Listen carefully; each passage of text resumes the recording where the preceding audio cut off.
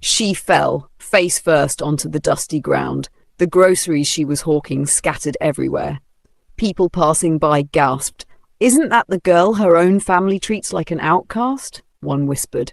Before she could catch her breath, her siblings came charging at her, each holding long canes, their eyes burning with fury. They didn't care who was watching. Her heart pounded like a drum. "Please, please don't flog me. It was a mistake," she cried, trembling. But they didn't care. To them, she was less than nothing. Why was she treated like this by her own blood? "Get seated, bestie. This story is cruel, devastating, and will leave your jaw on the floor. Watch till the end to find out the shocking truth behind her pain." The full story. It was a Saturday afternoon. The kind of afternoon when other children in the neighborhood were inside, laughing over cartoons or playing games on their parents' phones. In a quiet, gated compound somewhere in the heart of town, a different kind of story was playing out. Adina sat quietly on the tiled floor just outside the back door. Her back leaned against the wall. She wasn't crying. She had run out of tears weeks ago. Her eyes were blank, her arms folded tightly around her legs, and her small body trembled from more than just the breeze. The family lived in a decent 3-bedroom apartment. Not rich, but comfortable. There was always food in the house, clean water, electricity when others complained about blackout, and every child had school shoes and bags. Every child, except Adina. The kitchen door creaked open. Her mother stepped out, wiping her freshly manicured hands with a dish towel.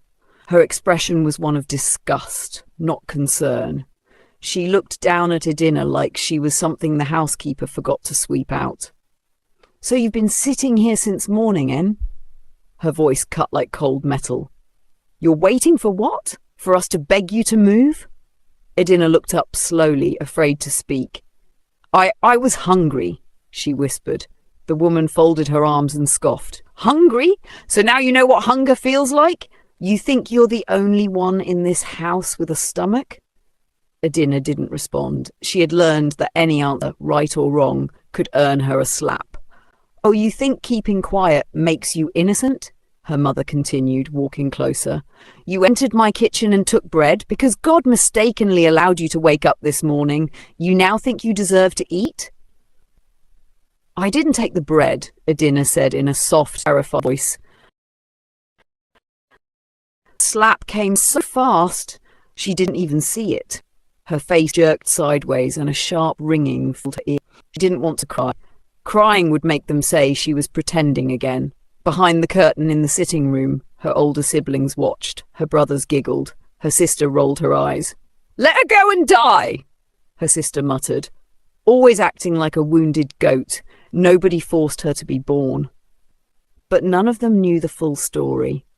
Even Adina herself didn't understand it. She didn't know why she was treated differently. She didn't know why she was never allowed to follow them to school, why she had to wash their uniforms while they got ready in the mornings, why she had to eat last, or not at all. She didn't understand why her birthday was always ignored, why there were no gifts, no cake, no "we love you."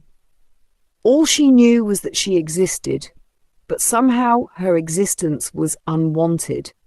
Her mother picked up a half-used mop and shoved it at her. "Since you like sitting there like furniture, clean the whole compound, upstairs, downstairs, every corner, and if I see you near that fridge again, just know I'll make you regret coming into this world." And just like that, the woman turned and slammed the door behind her. Adina stared at the closed door. She didn't know what was more painful, the hunger in her stomach or the ache in her chest. She got up slowly, dragged the mop along the tiles and began to clean. No one asked if she was okay. No one noticed her swollen cheek. No one remembered that she was just a child. The day she turned 7, everything changed. The house came alive that morning by 5 a.m. The generator hummed faintly. The smell of fried eggs filled the air. Inside the boys' room, Michael was angry. His new sneakers hadn't been bought. In the living room, Rose twirled in front of the mirror, adjusting her freshly ironed school uniform and lip gloss. Meanwhile, at the far end of the house, inside a stuffy little storeroom converted into a sleeping space, Edina was already on her knees, scrubbing the corridor floor with bare hands and soapy water. Her palms were cracked. Her back ached. But she knew better than to complain. She had exactly 1 hour to clean the whole compound, sweep the front of the gate, wash the dishes from last night, iron everyone's uniform as always. But also, her mother had informed her that she was resuming hawking at the market with Mrs. Boehmer. Not for pay, not even for food, but because she was told that's all she's good for. Her mother's voice echoed from the kitchen. "Edina, you done washing the toilet? Go and rinse the bathroom sharp before Mrs. Boehmer calls you. You know she doesn't like waiting." Mrs. Boehmer, the neighbour who sold groceries in the next street. That morning, after finishing house chores, Edina was sent to her shop to hawk fresh tomatoes, pepper, onions, crayfish and other cooking items. That was her birthday gift, her punishment for becoming 7 years old. By 7:30 a.m, her siblings were seated in the back seat of their father's Toyota Corolla, windows up, air conditioner blowing, while their driver took them to one of the best private schools in the city. They wore branded school uniforms. Their bags had name tags. They had lunch boxes, tablets, and were registered for music and swimming classes. Edina? She had a tray. Her tray was heavier than her age, and dust-covered slippers that were 2 sizes too big. The moment her chores were done, she rushed to change into her faded dress, the same one she wore every day, and carried the heavy tray on her head. Her stomach growled. No breakfast, no water, just instructions. "Go and sell everything before 4 p.m, her mother said. "If you bring back any unsold pepper, you'll sleep outside." As she stepped out of the compound, Mrs. Boehmer called after her. "Make sure you smile when you shout, 'Pepper, tomato, fresh crayfish.' Don't come back with excuses. Oh, lazy girl like you." She walked for hours under the sun, from one street to another, knocking on gates, avoiding rude drivers, dodging boys who mocked her, crossing roads with cars that didn't slow down for children like her. "Tomato! Pepper! Fresh crayfish! Ooh!" she shouted until her throat became dry. Some people looked at her with pity. Others chased her away like a beggar. She stood in front of a bakery at one point, the smell of warm bread pulling her closer like a magnet. Her eyes watered, but she stepped back. She didn't have the right to enter. Her tray felt heavier. Her legs were shaking. But she kept walking. By noon, it was scorching hot. She tried sitting under a shed to rest for a few minutes, but a woman shouted at her to move away from the shop front. She got up again, tears forming in her eyes. Still, she kept moving, because she had no choice, because she knew if she returned home too early, she would be accused of hiding the goods. If she returned too late, she would be beaten for disobedience. She was trapped, not in a prison with bars, but in a house with walls and people who hated her. Meanwhile, at that same hour, her siblings were at school, laughing with friends, taking pictures and sharing snacks during break time. They didn't ask about her. They didn't even remember she existed. To them, Edina was not a sister. She was an unpaid housemaid, a street hawker, a mistake that was allowed to live. But even Edina didn't know the real reason she was hated. No one told her the full story of what happened the day she was born. All she knew was this: she was born into a house, but never given a home. One fateful day, the sun was merciless that day. By 1 p.m, Edina's voice had gone hoarse from shouting, "Tomato!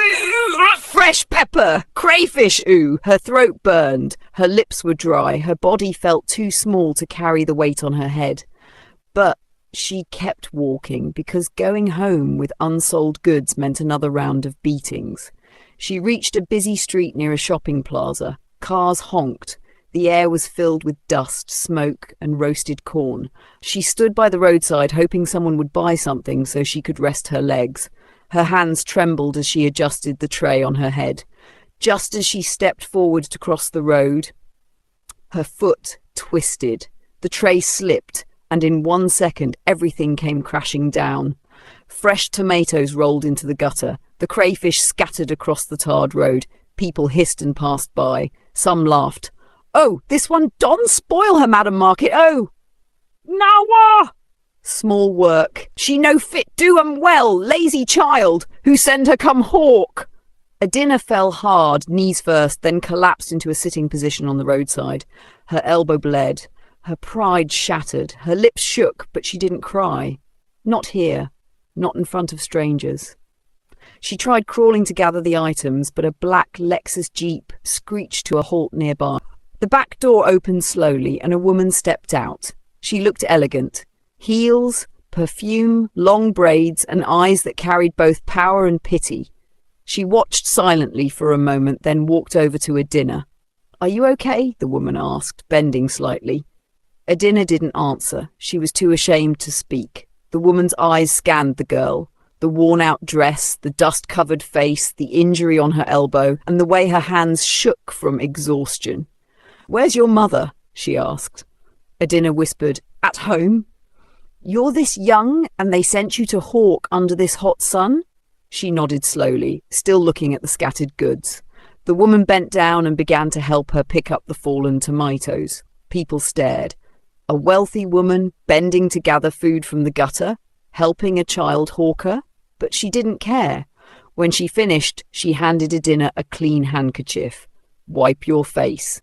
Adina hesitated. No one had ever offered her anything kindly before. Then the woman reached into her bag and brought out her purse. She counted some money and handed it over. "Go home. Tell your madam the goods were bought. Don't tell her what really happened." Adina blinked. "Why?" "Because I've been where you are," the woman replied, "and sometimes angels show up in the ugliest moments." Then she stood, gave her driver a small nod and entered the car. The black Lexus drove off, and Adina remained there, frozen, clutching the money in one hand and the handkerchief in the other. No one had ever helped her. Not like that. Not without shouting or conditions. She didn't know who the woman was. She didn't even know her name. But something about that encounter felt different, like a small door had just opened quietly behind the scenes. By the time Adina got home that evening, the sun had already begun to set behind the rooftops. Her dress was wet with sweat, her slippers worn down from walking miles across town. The plastic bag that held the remaining groceries shook in her trembling hand. But what scared her more wasn't the exhaustion. It was what she was about to face. As soon as she stepped into the car, she met Mrs. Boehmer at the front door. The woman's arms folded, lips twisted, and eyes narrowed like a hunter spotting a snake. "You're just coming back now?" Mrs. Boehmer barked. "What took you so long?" Adina tried to explain. "I fell. The tray slipped. But someone—" Mrs. Boehmer didn't let her finish. She snatched the bag from her and poured the contents on the ground, checking the quantity. But then she paused. Her eyes fell on the crisp mint naira notes in Adina's pocket. Fresh, clean notes. That's when her voice turned sharp and suspicious. "Where did you get mint money from?" She snapped. "Who gave you this kind of cash? You've started following useless boys?" "No, Ma, I didn't." "Shut your mouth! I don't understand." "You're just a child, a useless one at that. Is this how you want to disgrace me? Disgrace your mother?" By then, her mother had heard the commotion and stepped out from the kitchen, wiping her hands on her wrapper. "What's going on again?" Mrs. Boehmer pointed straight at Adina. "Ask her where she got mint notes today. Very fresh money. Somebody that's supposed to be hawking tomatoes. She's probably mingling with street boys already." Her mother's face dropped instantly. "So after everything, after all I've been tolerating, now you've added shame to the list?" She walked straight to Adina and without warning, slapped her across the face. "Who gave you money? Talk before I peel your skin." I fell. The goods scattered. "A woman helped me," Adina sobbed. "She paid for it. She said I should go home." "Which woman?" her mother asked coldly. Angel from heaven or boyfriend in disguise? Michael burst out laughing from the corner where he had been watching. Mum, just check her bag well. She might be hiding iPhone there too. Rose giggled. This one, maybe she's hustling to change her status. Imagine, ashy knees and smelling sweat, but she's carrying mint notes. As Adina tried to explain, tears running down her face, a knock came from the gate. 1, 2, 3 firm knocks. Everyone paused. Her mother hissed and shouted, "Who is that?" One of the younger boys went to open the gate, and standing there was the same elegant woman from earlier, the one who had picked tomatoes from the street with Adina. She wore a clean jacket, neat makeup, and stood with an air of calm authority. "Good evening," she said gently. Adina's mother blinked in confusion. "Yes? Can we help you?" The woman glanced at Adina, her eyes softening when she saw the fresh slap mark on her cheek. "I came to ask if I could take your daughter with me to the next city," she said calmly. "I need a house help. She seems like someone who knows how to work." "I'll take care of her." The entire compound froze. Then Rose burst into loud laughter. "A house help? For you?" "This one," she said, pointing at Adina with a twisted face. "Madam, are you sure? At least you'll clear off space for us here." Michael hissed loudly and shook his head. "Madam, I'd advise you not to waste your time. She looks disgusting, lazy and slow. You'll return her after 1 week, I promise you." But the woman said nothing. Her eyes stayed fixed on Adina. Their mother wiped her hands again and gave a quick nod. "Please, go with her. And if possible, don't ever come back." Adina's heart stopped. No goodbye, no concern, not even fake regret. Just don't come back. She looked around at her siblings smirking and rolling their eyes, at Mrs. Boehmer who whispered something and laughed behind her hand, and finally at the stranger, the only person in her whole life who had looked at her with something close to kindness. She didn't say a word.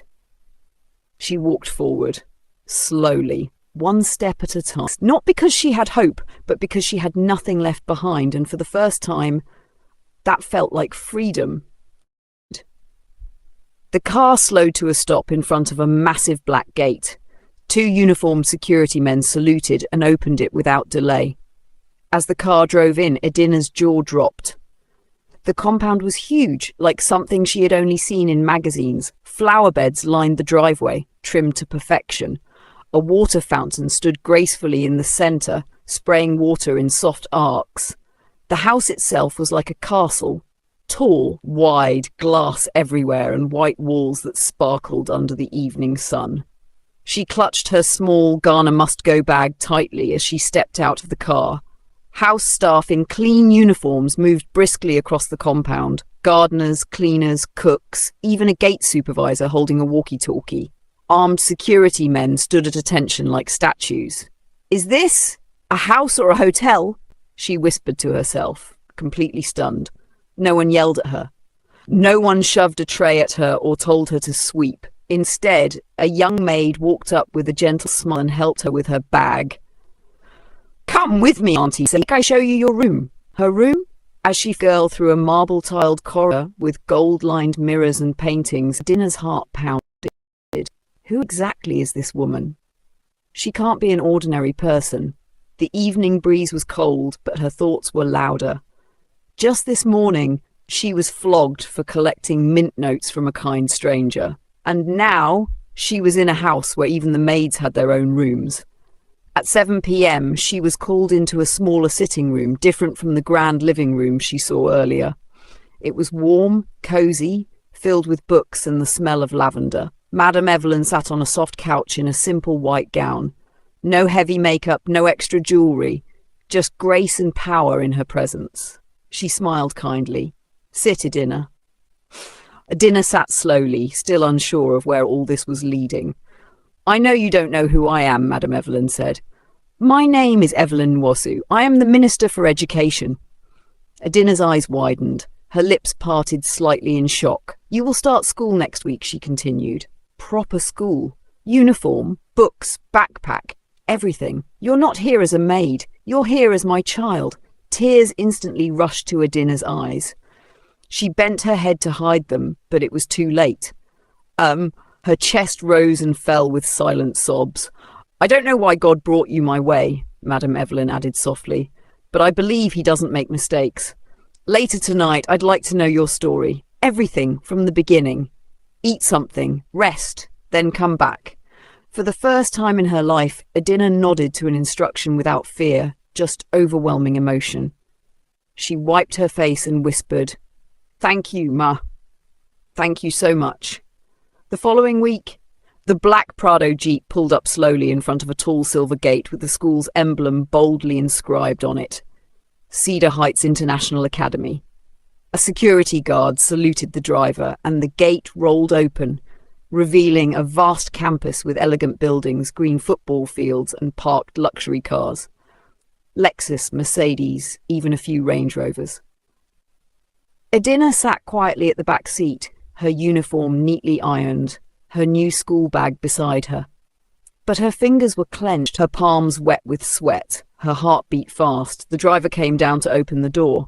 We don't reach Adina. She stepped down slowly, eyes darting around. Children her age walked past in clean, well-polished shoes, laughing, some speaking fluently in British accents. She could barely breathe. The receptionist smiled as she walked in. Welcome to Cedar Heights, dear. But Adina couldn't speak. She just nodded and followed like a shadow. Weeks later, things weren't going well. Adina sat in class but didn't understand anything. Not because she wasn't intelligent, but because her mind was never present. The teacher would write equations on the board, and all Jessica could see was a tray of pepper on her head. The hot sun, the road dust. Sometimes a question would be thrown in class and other students would raise their hands, confident, sharp and free. Adina would sit still, staring at her desk, her chest tight. Other times, she'd hear a loud voice in the hallway and jump, thinking it was her mother shouting, "Useless girl, you're not done with the chores and you're dressing like a princess!" She would rush to the restroom, lock herself in and cry silently. Even break time wasn't any better. Most of the children gathered in cliques, speaking English fluently, comparing trips to London, their iPhones, their nannies. Adina had nothing to say. She felt like a stain on a white fabric. Different. Wrong. Useless. At home, Madame Evelyn noticed something wasn't right. Adina was always quiet. Her eyes carried sadness like old luggage. "Didn't you enjoy school today?" she asked one evening. Adina hesitated, then shook her head. "You're not coping?" Adina's voice cracked. "I try, but I can't understand anything. My brain is not working. Anytime I sit down, I just remember my past, hawking pepper, Mama screaming, my siblings laughing as they leave for school." Madame Evelyn's eyes softened. She took Adina's hands in hers. "You've gone through too much for a child your age," she said. "But you're not alone anymore, and you're not a failure." That same week, Evelyn swung into action. She brought in a team of support for Adina, private tutors who patiently taught her at home, going slowly, helping her connect the dots without shame, a therapist who helped her walk through the trauma, teaching her how to release the fear and believe in herself, and confidence classes to boost her self-esteem, helping her to find her voice. Day by day, something changed. Adina started to smile. Then she began to ask questions in class. Then one day, she raised her hand to answer. Her past was heavy, but Evelyn was determined to help her unpack it, piece by piece, until the burden no longer controlled her. Adina wasn't just in school anymore. She was healing, she was becoming, she was rising.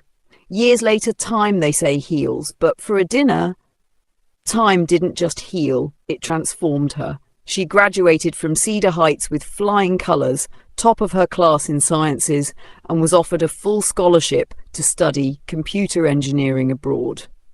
Madame Evelyn, her pillar, stood with her at the airport that day and hugged her tight. "Go and make the world know your name," she whispered. "The world doesn't need to remember where you came from, only what you become." And Adina did just that. 7 years later, a sleek black SUV pulled up in front of the towering glass headquarters of Nuwasu Energy Group, a leading oil and gas firm in the country. The doors opened, and out stepped a woman in stilettos and a navy blue pantsuit. Confident, elegant, powerful.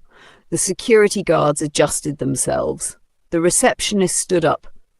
"Good morning, Ma." Everyone now called her Adina Nwosu.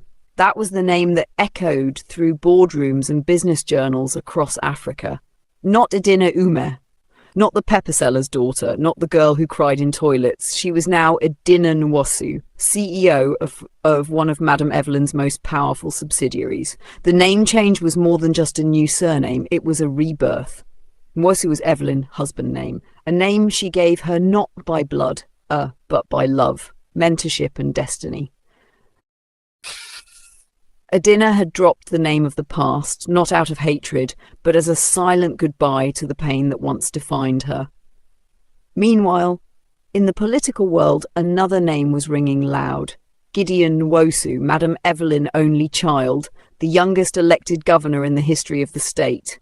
Just 29 years old, with a heart full of purpose and a voice that inspired both the old and young. While others campaigned with promises, Gideon campaigned with evidence. Of schools built, lives changed, and broken systems revived. He built on her mother's records. He once said in an interview, "If not for my mother, I would have just been another rich kid. But she taught me that true power is lifting others, not controlling them."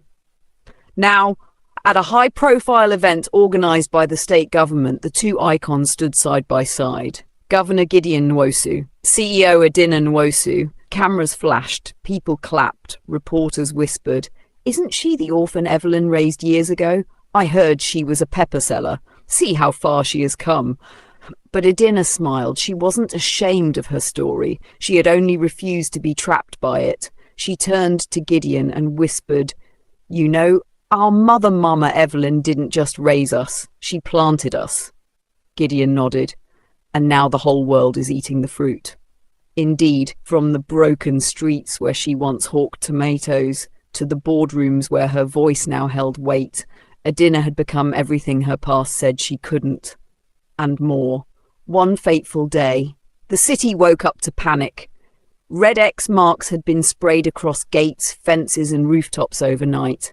News spread like wildfire. The expressway expansion project has begun. All undocumented properties will be demolished. Within hours, the streets of Okpara estate were in chaos.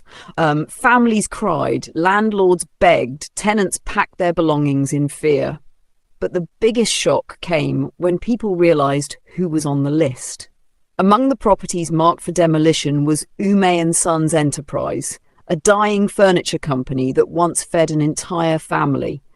And just behind it stood a crumbling duplex with peeling walls and broken dreams.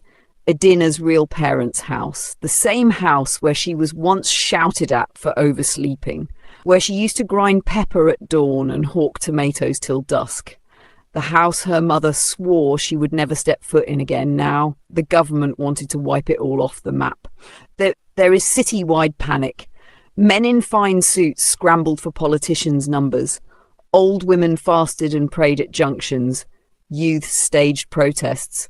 But the government remained firm. Only properties with authentic certificates of occupancy, C of O, will be spared. No papers, no compensation, no negotiations. Fake agents began collecting money from desperate homeowners. 500,000 and I go help you get your paper plum. Just connect to someone in the ministry, you go day safe. It was corruption season and survival was the goal. Meanwhile, at the government house, Governor Gideon Nwosu held a crisis meeting. He knew the tension this project had caused, but he had no idea that among the hundreds of names on the demolition list, Ume & Sons was there. Not until a staffer handed him the final document list. His eyes froze. Ume? His heart skipped. He reached for his phone. Without hesitation, he called one name, Adina. In the glass office at Nwosu Energy Group, Adina had just wrapped up a board meeting when her secretary walked in.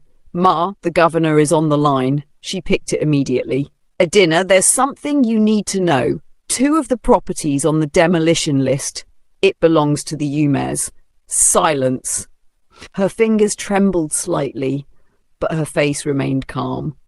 She stood up, walked to the large window and looked out into the city. The Yumes, her past, the people who gave birth to her, the same people who raised her in suffering, but also the ones who abandoned her when she needed love the most. Let me know when you're... The once vibrant Ume household was now a ghost of its former self. The compound that used to echo with the hum of machines and woodcutters was now dead silent. Dust gathered on broken furniture. The showroom windows were cracked and the family signboard hung by just one nail, tilted and tired. Inside the house, Mr. and Mrs. Ume sat on the threadbare sofa. Then suddenly, the front door flew open and burst in, breathless, waving a newspaper in her hand like it held power to change destiny. Dad! Mom! I swear to you, they won't touch our house or the company. We have to move fast! Her parents raised their heads. Eyes were turned hollow. Mrs. Ume croaked. What are you talking about? Rose knelt before them and unfolded the newspaper, her voice trembling with urgency and hope. Adina, your daughter, my younger sister. She's like a sister to the sitting governor. Look, she flipped to the centre spread. Here's the picture. This is her standing next to the governor and his mother at the education summit last month. She pointed to the woman standing beside Adina, dressed elegantly in a royal lace. You remember I told you years ago? That madam who took Adina away. She's not just anybody. She's Minister of Education. And guess what? That's her son, the governor. Adina is now their daughter. She even answers their surname, Adina Nwosu. There was silence. Mr. and Mrs. Ume stared at the newspaper, then at each other. Their dry lips parted in disbelief. You mean Adina is our saving grace now? Mr. Ume whispered, his voice cracking. Rose nodded, tears welling in her eyes. Only she can help us now. Just then, the door creaked open again. Michael, their eldest son, walked in. His face was smeared with dust and his shirt had oil stains. Mama, Papa, the site engineer just told us all to stop working. They said until the government finishes demolishing the marked houses, no more work. Mrs. Ume screamed and clutched her chest. So how are we going to be eating? That daily wage is what's feeding this house. Oh God, are we now beggars? Mr. Ume sat motionless, staring at nothing. The weight of guilt crushed his shoulders. The child we couldn't even treat as a human being, he said bitterly. The child who left here over 15 years ago and we never called, never checked on her. Mrs. Ume cut in, sobbing. We thought that woman would return her to us in shame. We thought she would realise Adina was a curse, a bad luck. We never imagined she would rise. They all wept. Tears of guilt, tears of shame, tears of what if. Then Mr. Ume stood up slowly, his voice low but firm. Let me die with the little dignity I have left. I won't go crawling to a child we rejected. Tears had dried into salty patches on Madame Ume's cheeks. She hadn't slept a wink. Every hour ticked like thunder in her heart. The house she had lived in for decades, the company they built from scratch, everything was about to be wiped away. If they demolish our house, where would we go? She whispered, her voice barely audible. We will go to her, she said firmly, gripping her husband's hand. Even if she pours hot water on me, I'll kneel and beg her. That child we cast away may be our only hope. Reluctantly, Mr. Ume agreed. The security guards at Nwosu Global Enterprise didn't let just anyone walk in. But today they looked confused. The older couple before them looked tired, hungry and desperate, but they carried a name. Tell her Mr. and Mrs. Ume are here to see her, Madame Ume said shakily. Minutes later they were allowed in. Adina Nwosu sat like a queen behind her sleek desk. Her office was a vision. Elegant, commanding, silent. Her PA had barely whispered, Ma, there's an elderly couple to see you, before the Umes stumbled in. She looked up. At first there was no flicker of recognition in her eyes. Then a blink, a slow inhale. Her expression hardened slightly. They dropped to their knees. Please forgive us, Madame Ume cried. If they demolish our house, we'll be on the street by Thursday. Please help us. Adina sat back, staring at them. The faces that once watched her hawk pepper barefoot while her siblings went to school. The same people who called her a burden. Now, here they were. Without saying a word to them, she picked up her phone and dialed. "Mummy," she said calmly, "Mr. and Mrs. Ume have returned, just as you said they would." Moments later, Mrs. Evelyn Nwosu walked into the room. Radiant, poised and dignified, with a soft but piercing presence. She found them still on their knees. She smiled. But it wasn't pity, it was calm power. She walked to a seat and sat down gracefully. "Before we talk about saving your house," she began, "I want to ask you one thing. Why did you hate your own daughter so much?" Silence. Mr. Ume swallowed hard.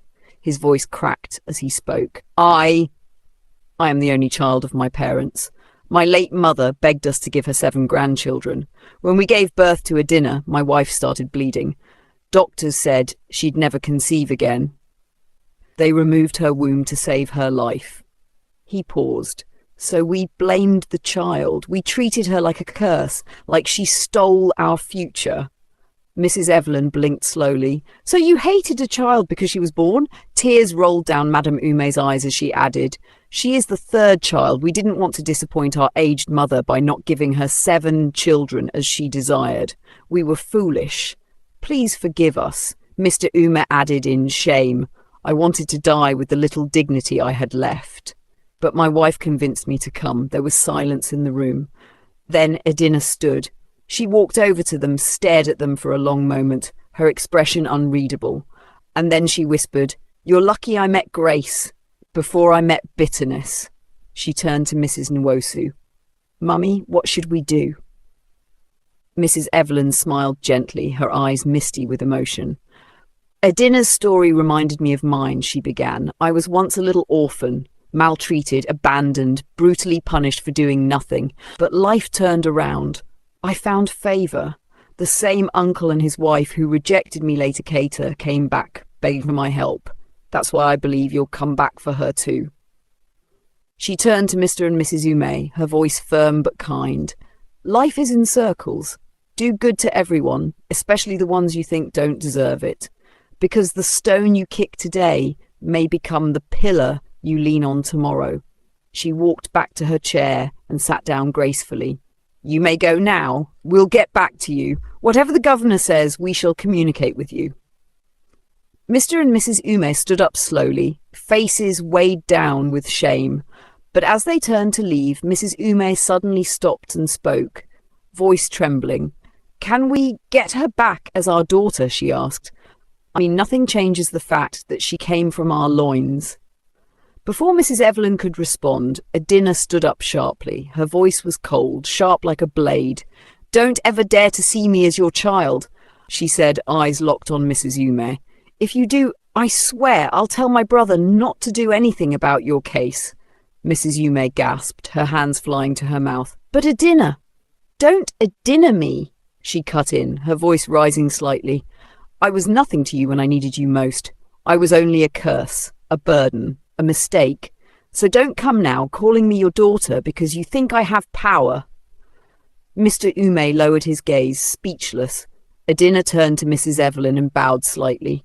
"I'm sorry for raising my voice, Ma, but I won't let anyone use sentiment to rewrite my pain." Mrs. Evelyn nodded with pride in her eyes. "You've earned the right to speak your truth, Adina." And with that, Mr. and Mrs. Ume turned and left the office, silent, ashamed, and broken. 2 days later, the city was in chaos. The blaring sound of bulldozers echoed through the air as thick smoke and dust rose from the crushed remains of once proud buildings. Screams, cries, and confusion filled the atmosphere. Some residents fainted. Others collapsed, helplessly watching their life savings turn to rubble. The government had begun the demolition. Men in yellow vests marched down the streets with red markers and megaphones shouting, "If you don't have your original land documents or certificate of occupancy, evacuate immediately. We are not responsible for any damage done after this notice." Meanwhile, in the governor's private office, Mrs. Evelyn stood tall beside Adina, calm, composed, and quiet like a storm waiting to break. Governor Gideon Nwosu, a kind but firm man, glanced at the file in front of him and looked up. Law has no respect for anyone. Nothing spares them from this chaos. Mrs. Evelyn nodded. The governor leaned back in his seat, his eyes resting on Edina. You want me to protect them? Edina paused, then smiled faintly. I want you to treat them like they treated me. Forgotten. A long silence followed. Then he stamped the file and handed it to his secretary. Demolition continues. No mercy, no favour. Back at Edina's family compound, Mrs. Ume ran out barefoot, wailing as she saw government trucks pulling in. No, please, that's my house. That's our company, my children. The officials ignored her. The demolition officer shouted, No valid COFO? This structure is illegal. Bring it down. Crash! The walls caved in. The gates collapsed. Documents, furniture, vehicles all gone in seconds. Mr. Ume slumped to the ground in shock. His company, his pride, reduced to dust. Mrs. Ume turned to look up at the sky as if begging God to reverse time. Just then, a black SUV pulled up quietly. The door opened. Edina stepped out. Her presence sucked the noise from the air. Even the bulldozer paused. Mrs. Ume saw her and rushed forward on her knees. Edina, please! Please tell them to stop! We're sorry! But Edina stood still, staring at the ruins with no emotion. I begged you. You stole my childhood from me for doing nothing. Now life has spoken louder than me. You're still our daughter, Mrs. Ume cried. Edina looked her dead in the eyes. No, I'm the daughter of pain, and pain remembers. She walked away, leaving them in the dust, just like they once left her in the dark. At night, Mr. and Mrs. Ume sat at one corner, their faces stained with dried tears. Rose sat cross-legged on the floor, hugging herself, while Michael leaned against the rusted wall, staring blankly into space. Hunger groaned in their bellies, but shame screamed louder. Suddenly the silence shattered. 2 black SUVs slowly pulled up in front of the shop and stopped. Their headlights bathed the family in harsh light like Judgment Day had come. The Umes scrambled to their feet, startled, their eyes wide with confusion and fear. The doors of one SUV opened. A uniformed security officer stepped out, walked to the back door and opened it gently. Then Edina stepped out. She stood tall, dressed in a sleek corporate suit, glowing with grace and power. Her presence silenced the night. Mr. and Mrs. Ume gasped. Rose dropped to her knees, trembling. Michael choked on his breath. Tears immediately began to fall from Mr. Ume's wrinkled face. Edina, my daughter. Don't, Edina interrupted sharply, raising her hand. She took a few steps forward, her heels clicking against the pavement. How did it feel? She asked calmly, yet with piercing weight in her voice. To be rejected? To be cast out like trash by the very people meant to love and protect you? They lowered their heads, silent. Only the sound of Rose's sobbing could be heard. You did worse to me, Edina continued, her voice now trembling slightly. You watched me suffer, starve, beg, cry, and you walked away. But I made a promise to myself that if I ever made it out of that hell, I wouldn't turn into you. She took a deep breath. Get up. Come with me. They didn't move at first, too stunned, too unsure. Then slowly, like ghosts, they obeyed. They drove in silence. The journey felt endless. Finally, the cars pulled up to a well-fenced duplex with flowers lining the entrance and light pouring from the windows like hope itself. The gate opened. The family looked around, stunned. Edina stepped forward and handed her father a set of keys. This is yours now, she said. She turned to her mother and gave her a brown envelope. This contains documents for a business I set up for you. A full showroom, stocked with modern furniture. Staff already hired. Mrs. Ume broke down, falling to her knees. Edina, please, forgive us. We didn't know you'd become this. We're sorry. You are still our daughter. No, Edina said firmly, stepping back. Don't ever call me your daughter again. Mr. Ume broke down. Please, Edina, we were blinded by ignorance, pride. You were not blind, she replied. You saw clearly when you pushed me out. You chose cruelty, now I choose distance. She turned, looked at all of them one last time. I did this not because you deserve it, but because of who I am now. I refuse to let your bitterness define me. but don't ever come to me again." She paused, her voice cold as ice. "I am not Edina Ume. I am Edina Nwosu. You can't eat your cake and still have it." Tears gushed from Rose's eyes. "Sister, I was only a child. I'm sorry. Please don't leave us like this." Edina's lips trembled, but she didn't look back. Goodbye, forever. She walked back to the SUV, got in, and the convoy drove away, leaving the Ume family frozen in shock and drowning in regret, surrounded by blessings they never earned and the daughter they would never know again. Hello, besties, besties. Never forget, life is a circle. Those you cast into the gutter today might one day own the roads you beg to walk on. Be kind, even to the weak. Subscribe, like, and drop your comment below. I'd love to hear what touched you the most in this story. Besties forever. Bye for now.